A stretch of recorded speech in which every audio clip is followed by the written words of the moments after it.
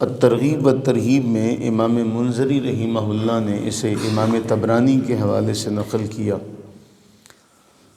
حضرت ابو سعید رضی اللہ تعالیٰ عنہ بیان فرماتے ہیں کہ ایک آدمی رسول اللہ صلی اللہ علیہ وآلہ وسلم کی خدمت اقدس میں حاضر ہو کر عرض کرنے لگا، یا رسول اللہ صلی اللہ علیہ وسلم، مجھے کوئی وصیت ارشاد فرمائیں، کوئی وصیت، کوئی حکم مجھے آپ ارشاد فرمائیں۔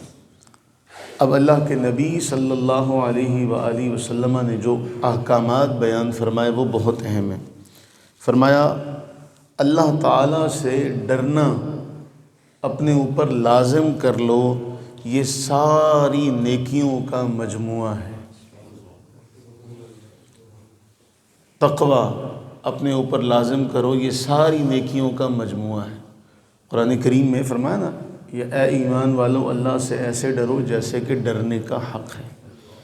فرمایا ڈرنا اپنے لیے لازم کر لو، یہ ساری نیکیوں کا مجموعہ ہے۔ اس ایک جملے پر آپ جتنا مرضی غور کرتے چلے جائیں، جب آپ کے دل میں اللہ تعالیٰ عز و جل کا ڈر ہوگا تو دنیا کا معاملہ ہو، دین کا معاملہ ہو، ہر معاملے میں آپ تقوی اختیار کرتے ہوئے راہ راست پر چلیں گے، برائی سے بچ جائیں گے، گناہ سے بچ جائیں گے۔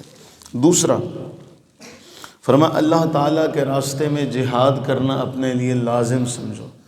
ہماری بدقسمتی کہ کسی دور میں ہمارا تدریسی جو نصاب تھا، اس نصاب میں جہاد کے حوالے سے کچھ نہ کچھ ہمیں بتایا جاتا تھا، لیکن ہماری جو نئی نسل ہے اسے جہاد کا نہ مفہوم پتہ ہے اور نہ مجاہدین اسلام کی جو قربانیاں ہیں ان کے بارے میں علم ہے۔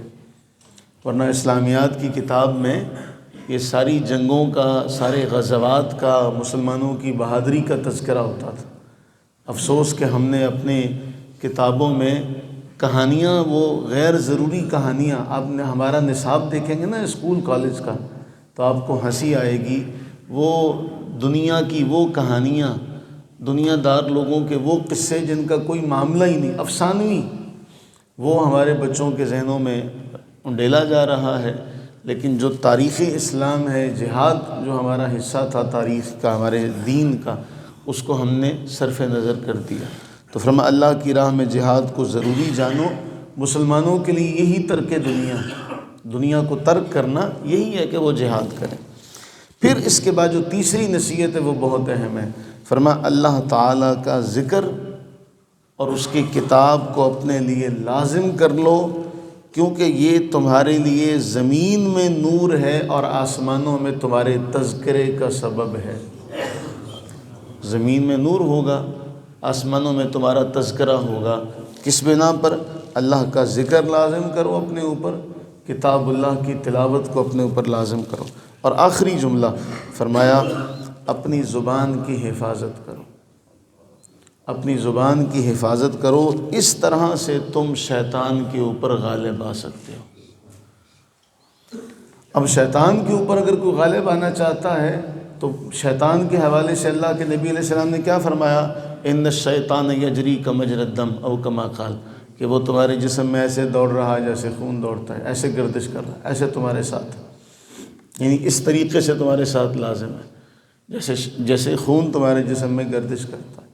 اب جب اس سے مقابلہ کرنا چاہتے ہو، اس پر غلبہ پانا چاہتے ہو، تو پہلا اللہ سے ڈرنا اپنے اوپر لازم کرو، اس کے راستے میں جہاد کرنا اپنے لیے ضروری سمجھو، اس کا ذکر کرنا اپنے اوپر لازم کرو، اس کی کتاب اللہ جو کتاب ہے اس کی تلاوت اپنے اوپر لازم کرو، اور پانچواں اپنی زبان کی حفاظت کرو۔ یہ وہ طریقے ہیں جن کی وجہ سے تم شیطان پر غالب آ سکتے ہو۔